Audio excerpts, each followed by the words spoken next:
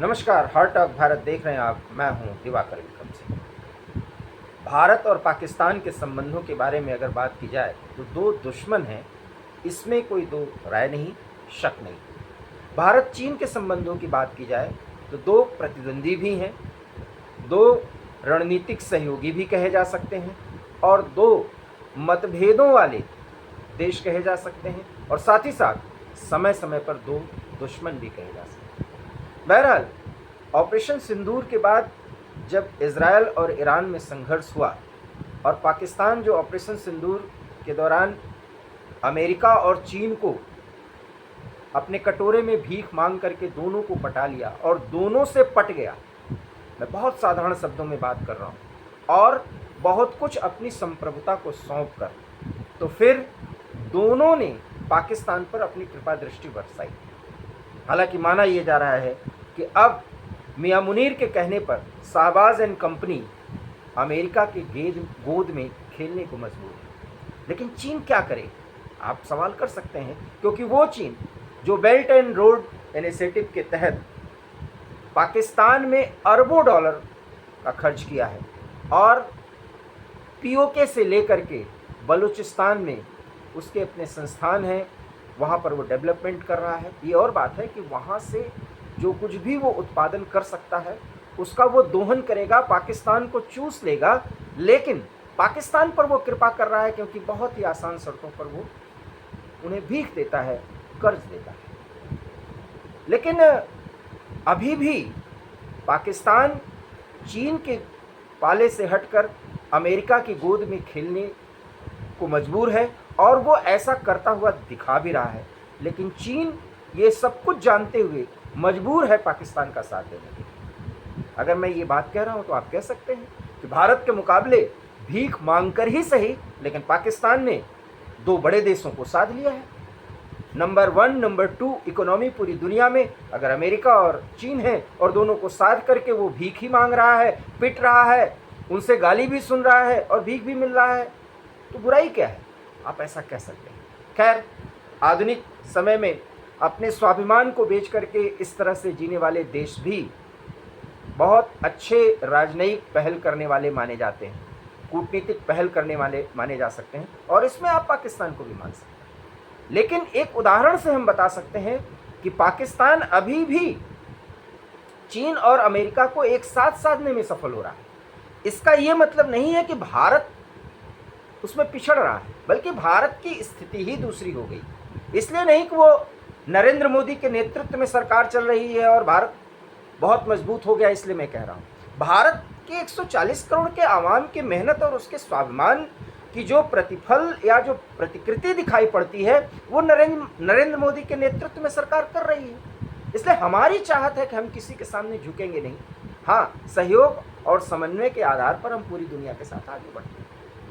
लेकिन अभी चीन के ग्वांगमाओ में एक शिखर सम्मेलन हो रहा है जिसे कहते हैं एससीओ सम्मेलन, शंघाई सहयोग संगठन की ये बैठक है, जिसमें पाकिस्तान भी है, कजाकिस्तान भी है, चीन, भारत, ये सभी देश हैं। और इसमें स्थिति ये है कि कुछ मुद्दों पर इनके बीच में सहमति बननी है, हस्ताक्षर होने हैं और एक उसमें डिक्लेरेशन जारी करना है, वक्तव्य जारी करना है। और इसमें आतंकवाद को लेकर के एक वक्तव्य जारी किया जाना था, आतंकवादी घटनाओं को लेकर के इसमें जिक्र किया जाना था। हमारे रक्षा मंत्री राजनाथ सिंह इस एससीओ सम्मेलन में भाग ले रहे थे और उनका बहुत स्वागत किया गया। वहाँ के रक्षा मंत्री, चीन के रक्षा मंत्री ने स्वागत वगैरह किया। लेकिन इस सहयोग संगठन के बैठक में एक वक्तव्य पे जो हस्ताक्षर करना था, उस पेपर पर उन्होंने हस्ताक्षर करने से मना कर दिया। वो नाराज हुए और यहाँ पर भी चीन और पाकिस्तान की मिलीभगत साफ दिखाई देती है। हुआ ये कि जिस पेपर पर साइन करना था उसमें पहलगाम हमले का जिक्र नहीं था, जबकि बलूचिस्तान में जो कुछ भी हो रहा है, वहाँ पर जो अनरेस्ट की स्थिति है, जो बीएलए पाकिस्तान की सेना और वहाँ के सरकार के खिलाफ सरगर्म है, उसको लेकर के बहुत कुछ लिखा गया था और उस पर सबका साइन होना था। लेकिन पहलगाम हमले का, जो कि एक आतंकी हमला था, एक प्रायोजित हमला था, इसका जिक्र नहीं था। राजनाथ सिंह ने इसको देखा और उन्होंने कहा कि इस पर मैं हस्ताक्षर नहीं करूंगा, क्योंकि पहलगाम के हमले का कोई जिक्र ही नहीं है। और ये माना जा रहा है, भारत के साइड से मान लिया गया है कि ये पाकिस्तान और चीन की मिलीभगत है। क्यों? क्योंकि एससीओ संगठन की जो इस समय अध्यक्षता है वो चीन कर रहा है, और पाकिस्तान और चीन की कितनी मिलीभगत है, भारत का जहां तक मुद्दा होता है दोनों कितना साथ हो जाते हैं, ये किसी से छिपा नहीं है। और इसलिए पहलगाम जैसे एक हृदय को हिला देने वाले, जिसे हृदय विदारक कहते हैं, उस घटना का जिक्र न होना अपने आप में एक बड़ी बात है। और इस मुद्दे पर राजनाथ सिंह ने कहा कि मैं इस पर हस्ताक्षर नहीं करूंगा, इसको शामिल किया जाना चाहिए। और साथ ही साथ उन्होंने राज्य प्रायोजित आतंकवाद के बारे में जिक्र किया और कहा कि इस तरह के आतंकवाद को लेकर के भारत का जो नज़रिया ऑपरेशन सिंदूर में जाहिर हुआ है वो स्पष्ट पूरी दुनिया को समझ लेना चाहिए। और जीरो टॉलरेंस पर भारत चलेगा। अगर राज्य प्रायोजित आतंकी भारत के भूभाग पर बड़ी घटना को अंजाम देंगे, उसे युद्ध माना जाएगा, उसे आतंकी कृत्य या प्रॉक्सी वॉर नहीं माना जाएगा, उसे उस देश द्वारा प्रायोजित एक आतंकी एक सैन्य कार्रवाई मानी जाएगी और उसका उत्तर उससे भी खतरनाक अंदाज में दिया जाएगा।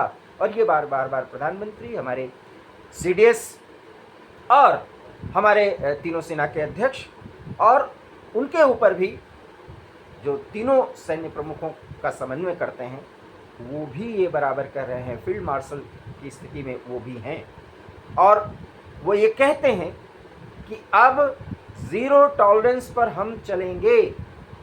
इसका मतलब आप समझिए कि अगर कोई आतंकी कृत्य हुआ तो ऑपरेशन सिंदूर जो जारी है इससे भी भयानक स्वरूप में वो पाकिस्तान के सामने प्रस्तुत होगा। चीन में ये बात को दोहराना ये अपने आप में बड़ी बात है, लेकिन चीन और पाकिस्तान को मिल करके जो राजनयिक दृष्टिकोण से मक्कारी करनी थी वो उन्होंने कर दिया।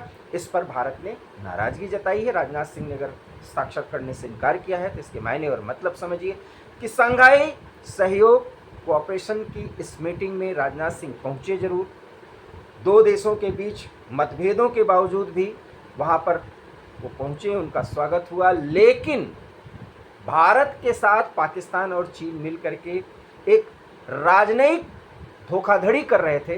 भारत ने उसे पकड़ लिया, उसका विरोध भी किया और सब अपनी बगले झांकते रहे। लेकिन स्पष्ट हो गया कि चीन और पाकिस्तान एक साथ भारत के खिलाफ सरगर्म हैं और आगे भी रहेंगे। इसके मायने समझिए, भारत को टू फ्रंट वॉर जो लड़ाई लड़ने की बात है, और अब तो हम 3 फ्रंट पर लड़ रहे हैं।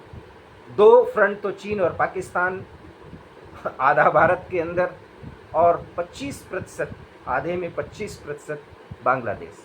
और अगर वो 75% कुछ और बचता है तो चीन और पाकिस्तान की मक्कारी से कुछ और देश उसमें शामिल हो जाते हैं।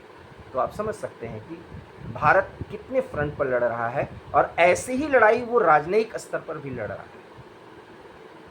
एससीओ समिट में चीन और भारत को एक साथ आ जाना चाहिए ऐसा माना जा रहा था। हालांकि मैं ये पहला व्यक्ति हूँ जो ये कहता हूँ कि जिस तरीके से अमेरिका पाकिस्तान को अपनी गोद में खिलाने के लिए आगे आया है, हालांकि वो उसकी ज़रूरत है, क्योंकि ईरान पर जब अटैक करना था तो मियां मुनीर से बहुत कुछ छीन लिया गया था अमेरिका की तरफ से, और इन सब के लिए उनको गले लगाया गया है। इसलिए उनको IMF के जरिए और अन्य स्रोतों के जरिए उनको भीख भी दिया जा रहा है। पाकिस्तान में लोग जो खाने के लिए मर रहे हैं उनको कुछ जूठन फेंका जा रहा है, ये आप कह सकते हैं।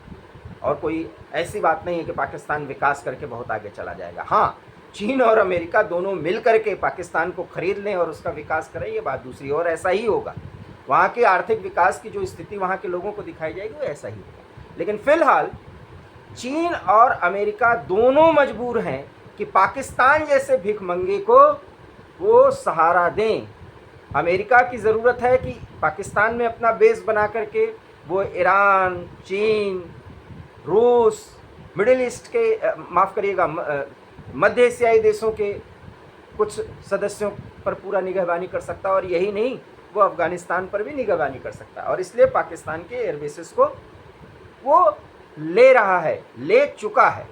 और चीन की मजबूरी है, कोई इतना पैसा लगा चुका है, अपने इतनी धनराशि लगा चुका है पाकिस्तान में कि अगर पाकिस्तान से वो मुंह मोड़ेगा तो उसके बहुत बड़ी नुकसान की स्थिति, बर्बादी की स्थिति होगी।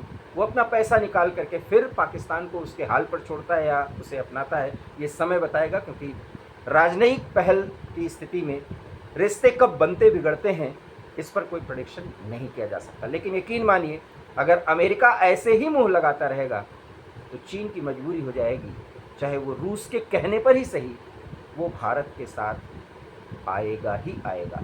बहरहाल भारत को सबके साथ बहुत ही फूंक फूंक करके कदम आगे बढ़ाना होगा, जो कि भारत आगे बढ़ा रहा है।